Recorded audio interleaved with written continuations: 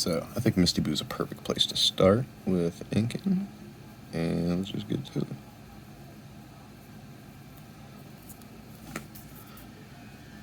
Now, as far as the tape, I use painter's tape, the blue kind, because I like it removes very easily. And that's important. Last thing you want to do is take all your time out and do these drawings and have them get messed up.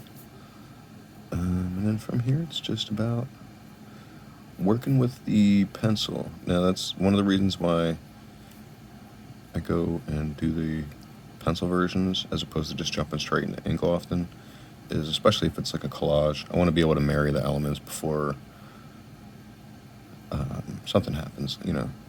Sometimes you're not always paying attention, and you know, you fill up the space with background details before you get the foreground in, and then you're like, oh damn, what am I going to do now? You almost have to start it over again so that you can, you know, reconsider the design of the piece. You know, you don't want to get the stuff in the wrong order.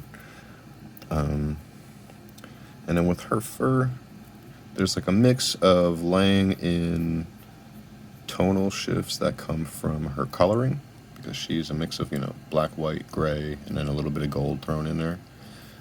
And then the actual, like, you know, tonal changes of shadow and light, where, you know, her face is in the light, so it'll be a lighter color. And part of what I'm depicting is fur, and then at the same time, it also kind of will get into the dark and light and the form of how to describe her body, you know.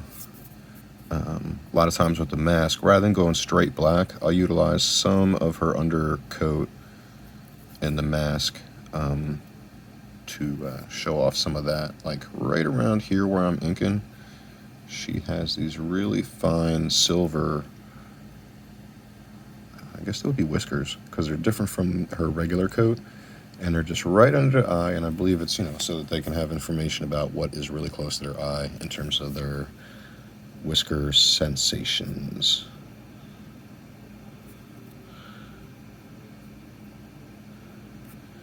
If you notice, I do some flick, and part of that is to vary the lines a little bit.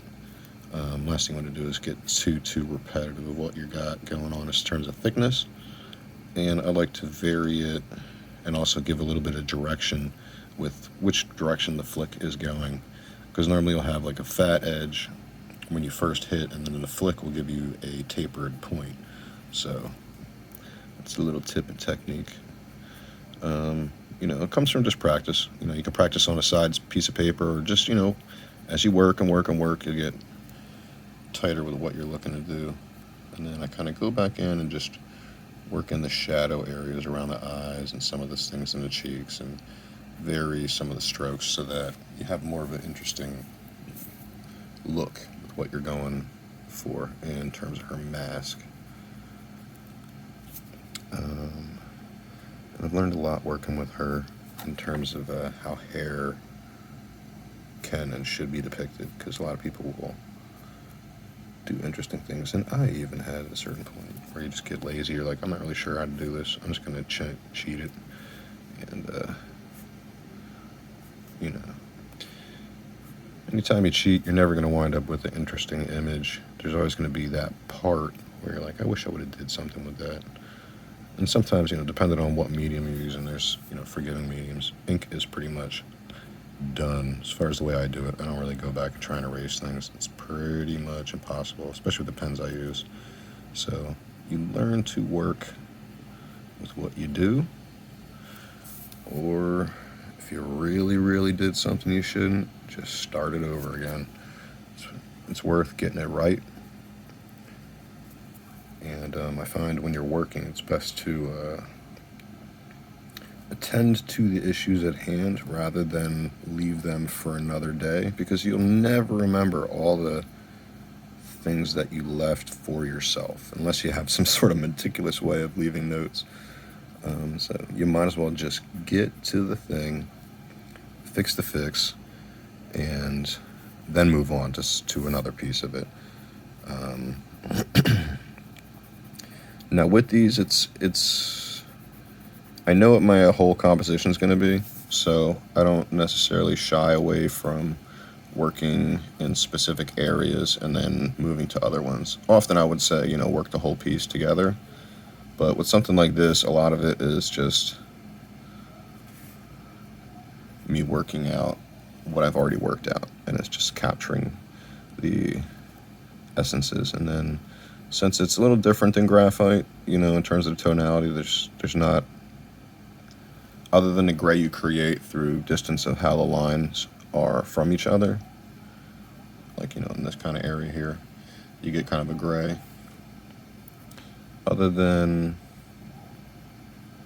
working that way, like in a hatching kind of tonality, or cross hatching, you pretty much stuck with black and white.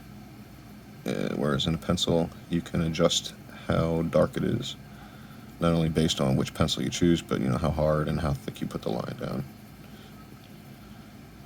So this is where in the process I'm at with figuring out, what everything is. And, even as I'm adjusting to even the pencil drawing now too. So what this does is allows me to take source material and utilize it, but not straight copy it. And in the end, the artwork is so many different levels removed from the original experience and piece that there's quite a bit of magic that I put in here. That's just my own hand, my own style, my own thought processes. All those pieces go in and adjust that original and turn it into what it becomes eventually, which hopefully will be a really nice ink that I can put into this whole comic. So since this is a quick video, I'm going to leave this pretty much right here, and then I'll post a little bit more once I get some time. But this mostly was a tester video to see if we could get this into a video.